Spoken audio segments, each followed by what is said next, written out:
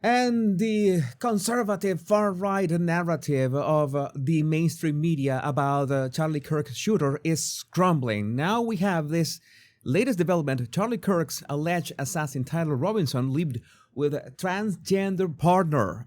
That doesn't sound very conservative to me. I don't know. I might doubt. Charlie Kirk's alleged shooter, Tyler Robinson, was living with a transgender partner who was in the process of transitioning from a male to a female, a law enforcement source confirmed to the Post Saturday.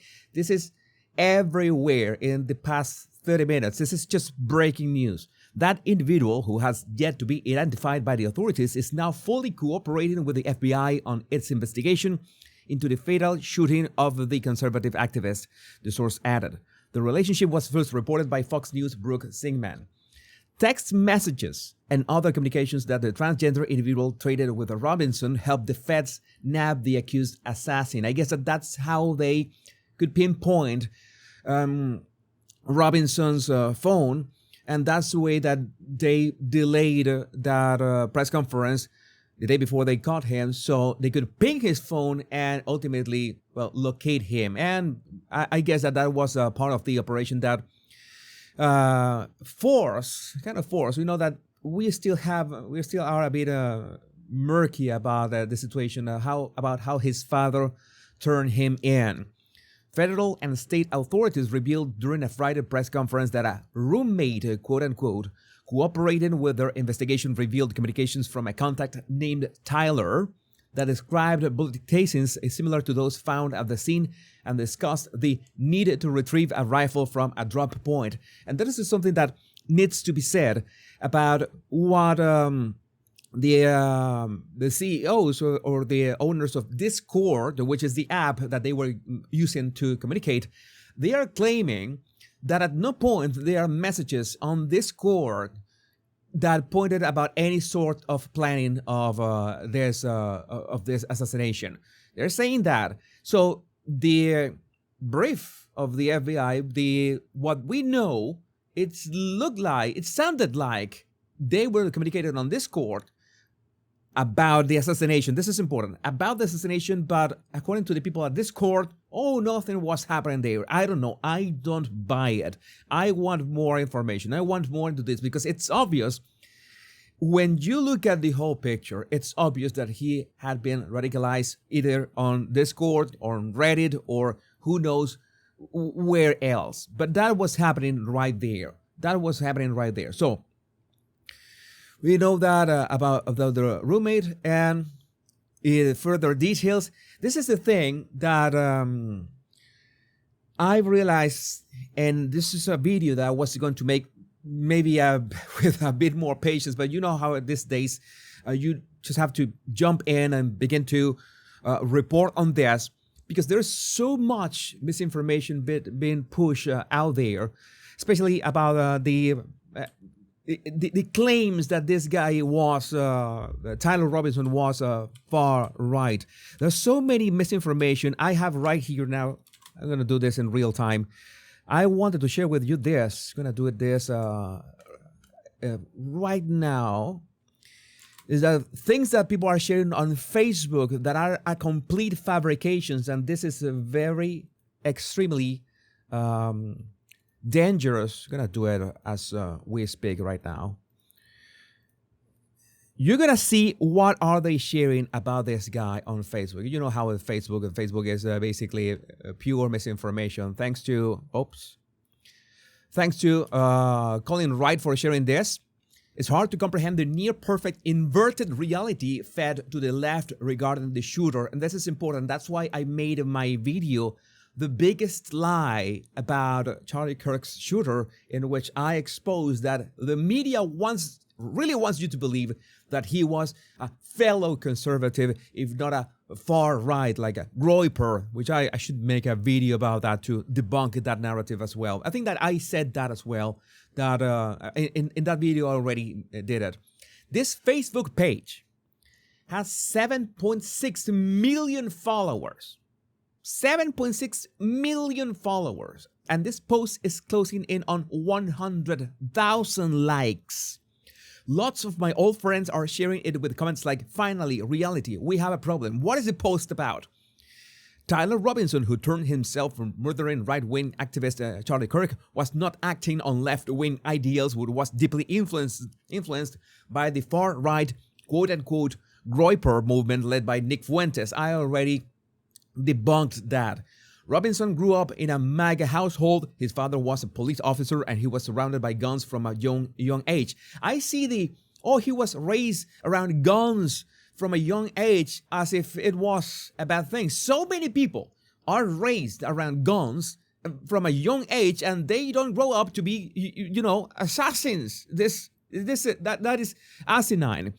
Family photos even show him dressed as Pepe the Frog for Halloween, a character that has become a Groyper mascot. I haven't personally seen those pictures, but it used to, Pepe the mascot used to be just an internet meme, so it doesn't have to mean anything.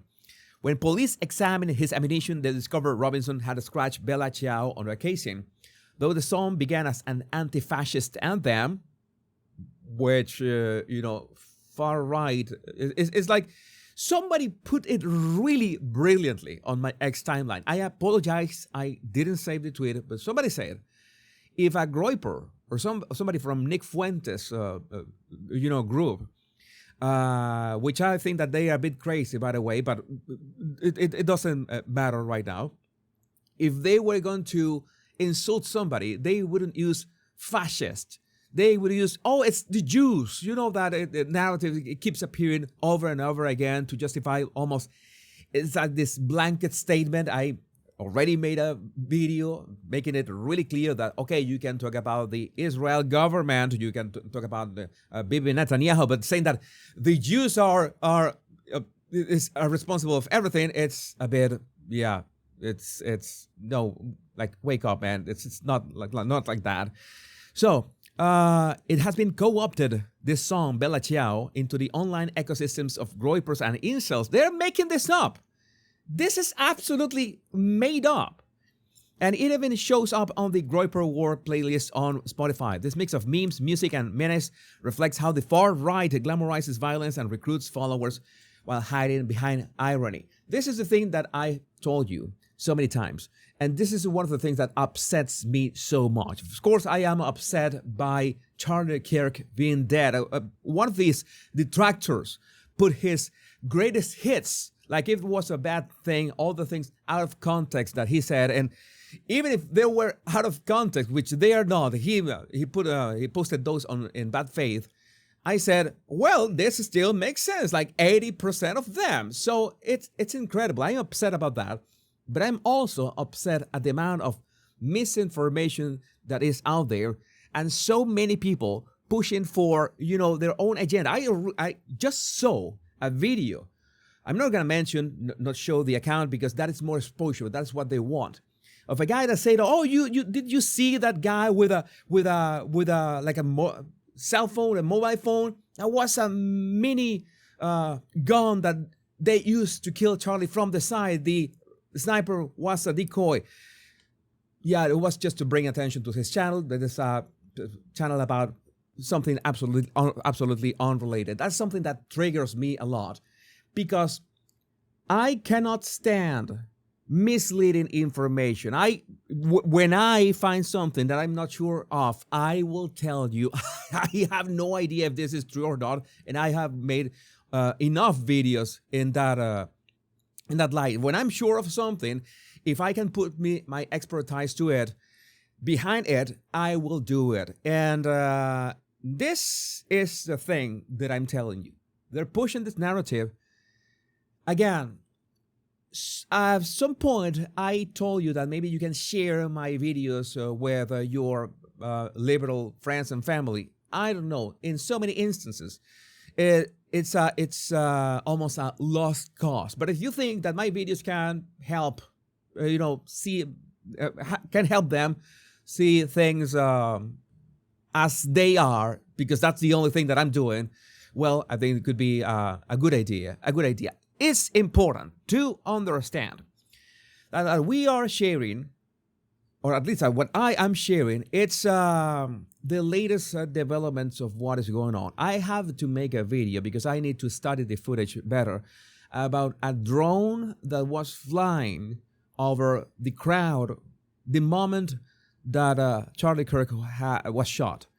And what was really, really odd, because if that's true, if there was an actual drone, then people are saying, well, maybe if it was a drone from TPUSA that were recording what they were doing, the event. That's the thing. But then TPUSA would have come out saying that, yeah, it was our drone. But nobody has come forward saying that, oh, yeah, that was our drone. And it seems that the drone was not a consumer drone either. So many questions. We have so many questions. I have the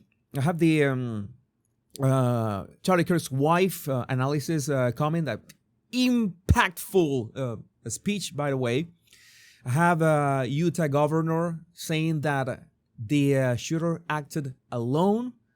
I mean, I find it more and more. You know, I already told you, I don't believe he acted alone. Most people that I see don't believe that he acted alone.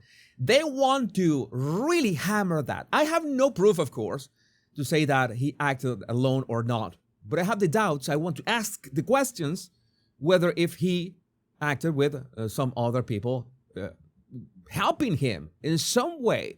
Because there are also reports when he was going to the rooftop, he was making a call. That is also in the FBI report. So many pieces of the puzzle. Even if we have the shooter, if Tyler Robinson, we think that it's him, there are a lot of questions unanswered. But I would like to know what you think about this in the comments. My name is Jesus Enrique Rosas. I'm the Paralanguage Guy. Much love and bliss.